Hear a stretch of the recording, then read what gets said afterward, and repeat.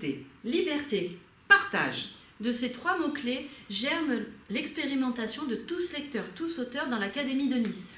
Relayées par un hashtag efficace, des actions innovantes ont fleuri pour développer le goût de lire et d'écrire.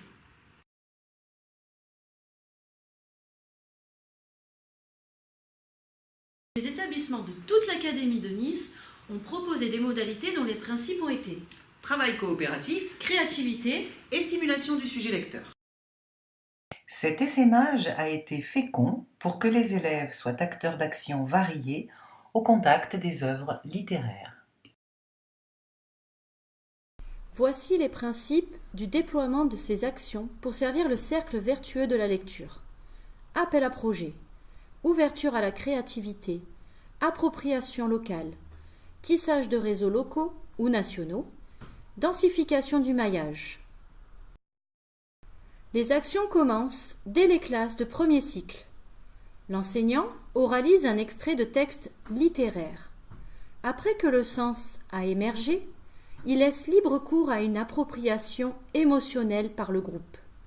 La parole circule alors et donne lieu à un débat librement orienté par les élèves. Ce débat est accompagné par l'enseignant, qui lâche prise à cette occasion pour que l'élève devienne un lecteur expert et autonome, capable d'une analyse distanciée. Ainsi, les élèves se disent à travers des textes patrimoniaux et ils reprennent goût à la lecture. Diapo 6. Et ça continue dans le secondaire. Sur le réseau d'éducation prioritaire La Marquisane à Toulon, naît un projet d'écriture collaborative.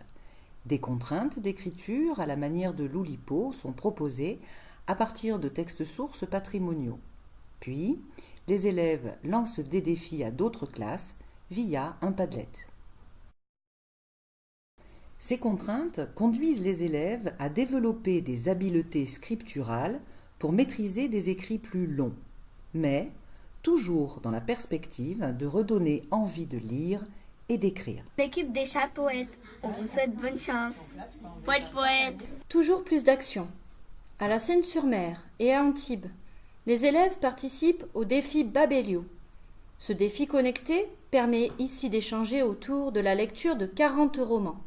Ça pourrait paraître énorme, sauf si toute la classe devient une équipe soudée, qui à son tour lance d'autres défis par les réseaux sociaux, littéraires. Ça stimule car les idées circulent.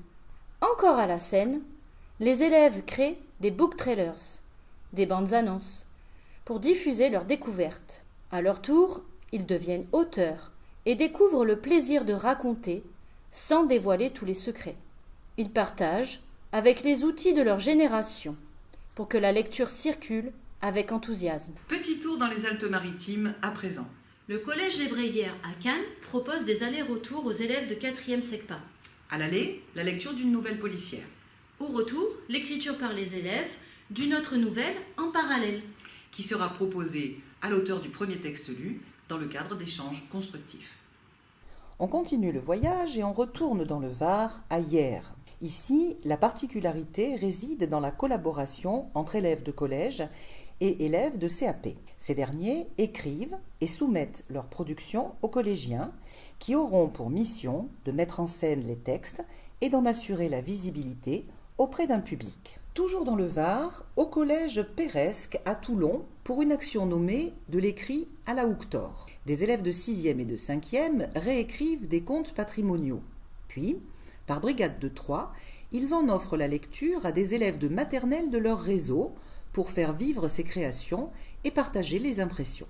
Autre déploiement dans le même collège, un projet pluridisciplinaire, à partir d'un protocole mathématique. Des binômes créent un storyboard, un récit d'aventure qui raconte la journée d'anniversaire de Lucas. L'objectif est de découvrir son cadeau, un voyage à Venise que lui offrent ses parents. Diapo 14. Toujours dans ce collège toulonnais, on propose un parcours de lecture inversé. Les élèves lisent, en autonomie, un roman de Jules Verne. Cette lecture est associée à un accompagnement audio que l'enseignant a déposé sur une chaîne YouTube sous forme de jeu de piste. Et le hashtag continue de se diffuser dans 2 lycées partenaires cette fois. Les lecteurs deviennent auteurs. Après des recherches sur les mouvements littéraires en classe de première, ils inventent un poème, ils créent sa biographie, publient et diffusent un de ses textes. Il s'agira ensuite de démêler les faux des vrais à la manière d'un challenge. Au lycée encore, pour s'approprier un poète et son esthétique, on invite les élèves à devenir auteurs. Après l'étude de l'œuvre Le parti pris des choses de Francis Ponge, les élèves créent et publient des poèmes à partir d'objets du quotidien, s'appropriant et actualisant l'esthétique de Ponge. Au lycée toujours, en seconde cette fois, les élèves ont lu Phèdre de Racine. Ils se sont demandé s'ils pouvaient éprouver de l'empathie envers ce personnage. Pour répondre, ils ont écrit une plaidoirie ou un réquisitoire selon leur analyse de ce personnage. Ensuite, ils ont plaidé devant un grand jury qui a élu les meilleurs d'entre eux. Les élèves ont été évalués par des pairs et des adultes. Des moments d'une belle densité émotionnelle, 7 minutes de performance pour ce personnage qu'ils ne croiseront pourtant jamais.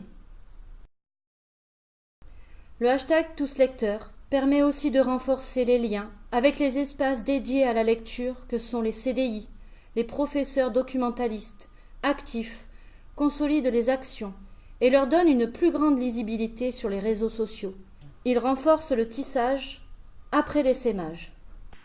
Comme au César, on ne peut que remercier à présent. On remercie d'abord les élèves pour leur enthousiasme et leur investissement. On remercie ensuite les enseignants pour leur créativité et leur engagement. On remercie également tous les responsables académiques à l'initiative de ce hashtag #TousLecteurs, TousAuteurs. Enfin, on vous remercie de nous avoir écoutés.